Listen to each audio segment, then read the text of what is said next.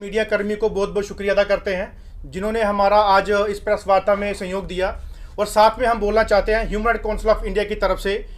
और हमारी J&K youth organisation की तरफ से और हमारे सहयोगी जिन्होंने साथ दिया है हमारा बॉर्डर वेलफेयर एसोसिएशन की तरफ से अविनाश चौधरी जी का बहुत बहुत शुक्रिया अदा करते हैं। और मैं सन्नी कांचीप J&K यूटी चेयरमैन और मेरे मेंबरान सारे हमारे राजेश जी, हमारे अब्दुल जी, दिव्यांश जी और हमारे सेठी जी, जो कि आज प्रेस वार्ता का एक बहुत ही विशेष और बहुत ही एक मतलब कि क्या बोलूं आपको कि हमारे युवा और यूथ के लिए बहुत ही एक मेन मुद्दा है जिसको लेके हमने जम्मू सेंटर से शुरू किया है और हर एक डिस्ट्रिक्ट में प्रेस वार्ता करेंगे और युवाओं को जगाने की कोशिश करेंगे कि अपने राइट्स या अपने हक लेने के लिए कैसे आगे बढ़ा जाता है। हम लोगों ने हमारे जम्मू एंड कश्मीर में 370 तोड़ने के बाद यहाँ पे हमारी सरकार, यहाँ पे हमारी जितनी भी एडमिनिस्ट्रेशन है, उन्होंने हमें मतलब एक झूठे आश्वासन देके जम्मू एंड कश्मीर के युवाओं को जो रोजगार के नाम पे एक हमारे लिए एक स्लैब जो जिसको बोलते हैं वो दिया, जो कि आप देख सकते हैं पिछले कुछ दिनों में 21.6% जो हमारी अपनी अनएम्प्लॉयमेंट जो हमारा स्कोर था वो पहुंचा है, जो कि हिंदुस्तान में सबसे नंबर 1 J&K यूटी जो है सबसे अनएम्प्लॉयमेंट बेरोजगार जो है जम्मू कश्मीर को लाया गया है। और दूसरा जो कि हिंदुस्तान के नक्शे में सबसे ऊपर हमारे जम्मू एंड कश्मीर का नक्शा है, आज उसको सबसे ऊपर बेरोजगार लाया गया, जिसको जम्मू एंड कश्मीर को हिंदुस्तान का बहुत एक प्यारा एक गुलदस्ता जैसा जो है एक यूटी या स्टेट उसको बनाया गया था। लेकिन आज उसकी ही धज्जियां उड़ा के हमारे युवाओं के लिए जो है इन्होंने बहुत ही गलत किया है, जिसके चलते हम लोगों ने एक इनिशिएटिव लिया है कि हमारे यहाँ पे जम्मू एंड कश्मीर में हर एक पावर प्रोजेक्ट जहाँ हमारे अपना एम्स या हमारे IIT सेंटर या हमारे यूनिवर्सिटीज या हमारे हाईवेज या हमारे टनल्स या हमारे और भी काफ़ी प्राइवेट या गवर्नमेंट सेक्टर्स जितने भी हैं यहाँ पे, उनके लिए हमारे जम्मू एंड कश्मीर के युवाओं के लिए जो है रोजगार बहुत कम है। मैं अपना कुछ दिन पहले डिस्ट्रिक्ट डोडा, डिस्ट्रिक्ट रियासी, डिस्ट्रिक्ट रजौरी और डिस्ट्रिक्ट अपना सांबा या कठुआ में फ़ोन किया लोगों को, वहाँ पे यही बोला गया कि अगर हमारे घरों के आसपास कोई भी प्रोजेक्ट्स या कोई भी चीज़ चलती है तो हम लोगों को अनदेखा किया जाता है, यहाँ के लोकल यूथ को, यहाँ के बेरोजगारों को। तो उसके चलते हमने ये इनिशिएटिव लिया कि हम LG साहब को एक मेमोरेंडम पेश करना चाहेंगे, जिसमें हम मेमोरेंडम में ये चीज़ लिखी है कि हमारे 80 to 90% रिजर्वेशन जो है जम्मू एंड कश्मीर के युवाओं को, जम्मू कश्मीर के बेरोजगारों को वो मिलनी चाहिए, क्योंकि हम लोगों को राइट्स लेना जो है वो हमारे लिए अनिवार्य है। और हम हर एक युवाओं को, हर एक डिस्ट्रिक्ट के एक जो है अपने बेरोजगारों को जगाने की कोशिश करेंगे कि हम लोग अब जाग चुके हैं इन झूठी सरकार जो दिल्ली में बैठी। आपने हमें जो स्टेटमेंट्स दी हमने वो सीने से लगाई, उसका स्वागत किया, लेकिन हमारे युवाओं को उसके बदले में क्या मिला? बेरोजगारी मिली। बेरोजगारी के कारण आज हमारी युवा पीढ़ी जो है राष्ट्र विरोधी जो तत्व हैं उनके टारगेट में आ रही है। चाहे उसको नशे के नजरिए से आप देख लो, नशे के नजरिए से हमारी यूथ जो है वो खत्म हो रही है दिन भर दिन।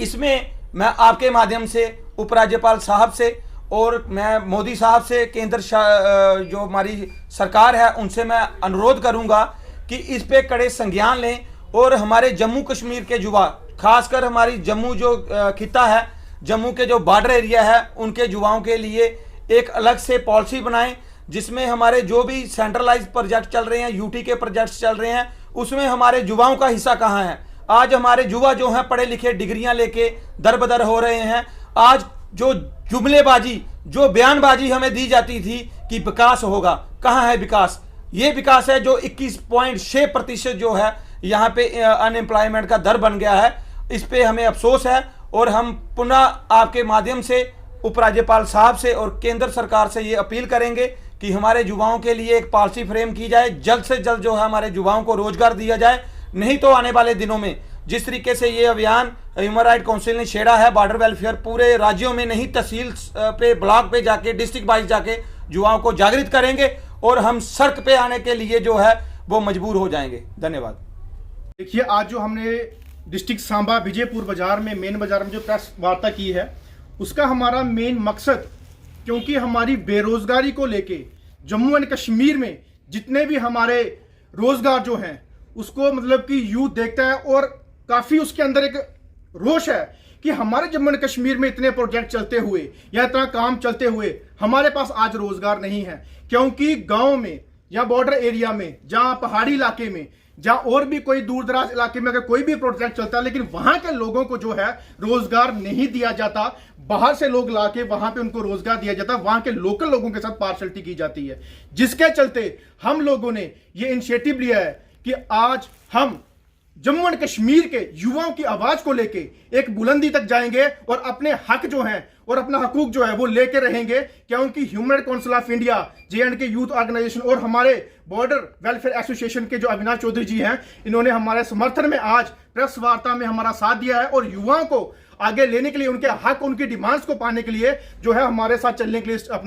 उन्होंने भी अपना साथ दिया है। और हम चाहते हैं आने वाले दिनों में हम जम्मू कश्मीर की एक एक डिस्ट्रिक्ट में जाके ऐसी प्रेस वार्ता करेंगे और युवाओं को जो है जगाने की कोशिश करेंगे, क्योंकि हमारे युवाओं को जो हक है वो सिर्फ सेंटर की सरकार या यहाँ की एडमिनिस्ट्रेशन, उनके साथ खिलवाड़ किया जा रहा है। आप देख सकते हैं हमारे जम्मू में आए दिन सिर्फ प्रोटेस्ट ही प्रोटेस्ट होता है और लिबार्टरी की तरह उनको यूज किया जाता है, सिर्फ टेस्टिंग पे टेस्टिंग होती है। और हमारे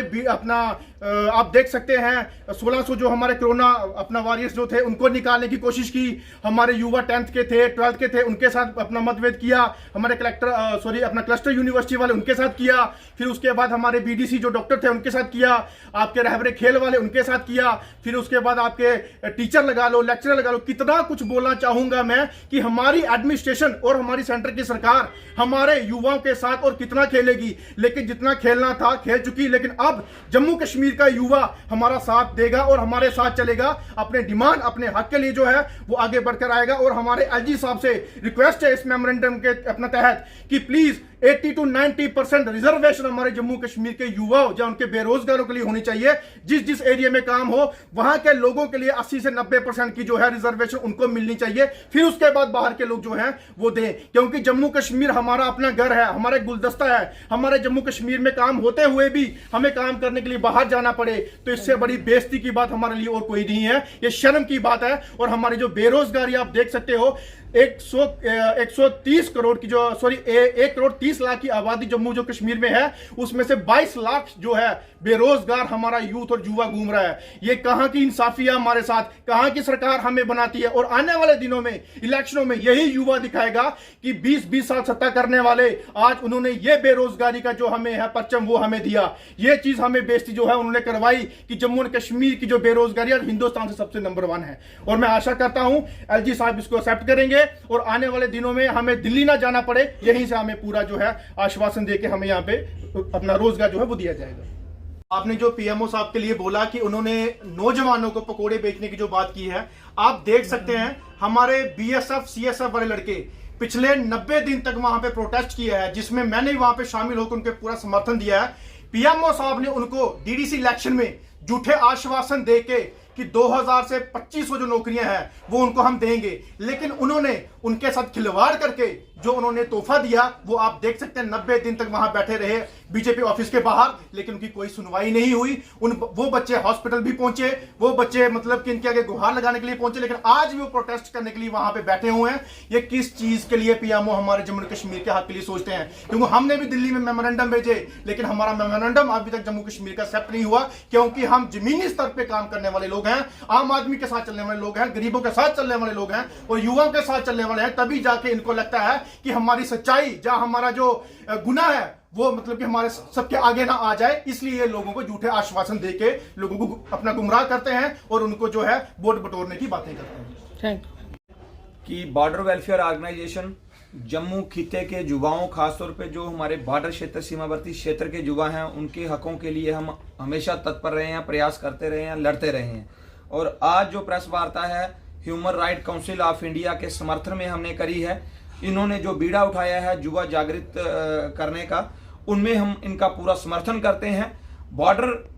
के जो क्षेत्र में युवा हैं, आने वाले दिनों में सरकार के आगे जो मेरे भाई ने मांगे रखी हैं, जिस तरीके से बेरोजगारी का दर इंडियन जो इकोनॉमी मॉनिटरिंग इकोनॉमी की जो आंकड़े हैं 21.6% जो हमारा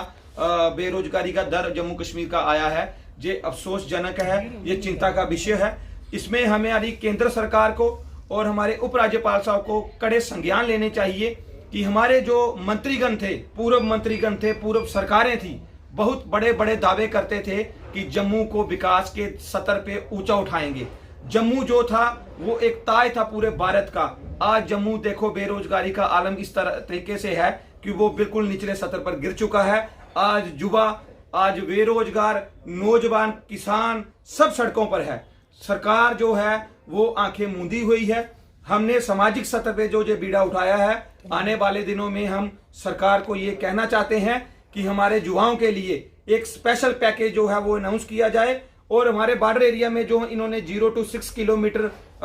एयर डिस्टेंस से जो इन्होंने रिजर्वेशन दिया था, उसमें कई गांव की जो लिस्टें थी, कई गांव के नाम थे, वो सूची में नहीं आए। हमने वो कई बार मांग रख दी है। अगर वो आने वाले दिनों में ये सूची में नाम नहीं देंगे, हमारे युवाओं के लिए ये पॉलिसी फ्रेम नहीं करेंगे, युवाओं के रोजगारों के लिए ये सरकार कड़े स्टेप नहीं उठाएगी, हम सड़कों पे आने के लिए मजबूर हो जाएंगे। आपके माध्यम से उपराज्यपाल साहब, केंद्र सरकार से हमारा अनुरोध है,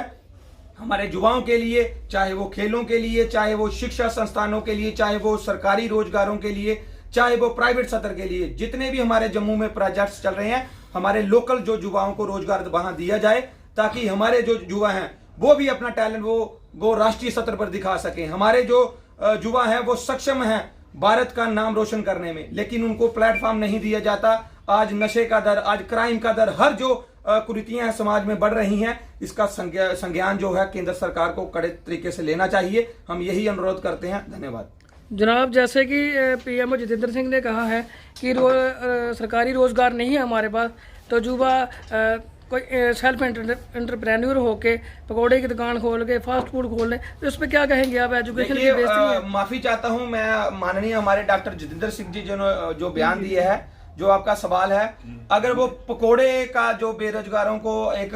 देते हैं कि वो बिजनेस कर सकते हैं, आज वो भी बेहाल है। आज तेल का रेट देखिए, आज प्याज का रेट देखिए, जिससे हमने पकोड़े तलने हैं उसका रेट ही इतना बढ़ा दिया, तो बेरोजगार क्या करेगा? आज जिस स्तर पे हमारे किसानों की बुआई से लेके कटाई तक जो खर्चा होता था धान का, आज 600 रुपया ये दे रहे हैं कनाल का, वो कहां से किसान बेचारा उठ पाएगा? किस तरीके से वो परिवार का गुजारा कर पाएगा? ये बयानबाजी जो है ये आज नहीं, हम पहली सरकारों से भी सुनते आए हैं, 70 सालों से सुनते आए हैं। हमने सोचा था कुछ परिवर्तन होगा, लेकिन अफसोस ये है कि जम्मू को रिप्रेजेंट करने वाले जो नेता हैं हमारे, वो मुझे लगता है कि केंद्र सरकार को गुमराह करते हैं। जहां के जमीनी स्तर के जो मसले हैं केंद्र सरकार के आगे नहीं रख पाते, इसीलिए हमारा आज बेरोजगार जो वो है वो दर बदर हो रहा है। पढ़े लिखे जो नौजवान हैं वो सड़कों पे हैं, यही कारण है। Thank you.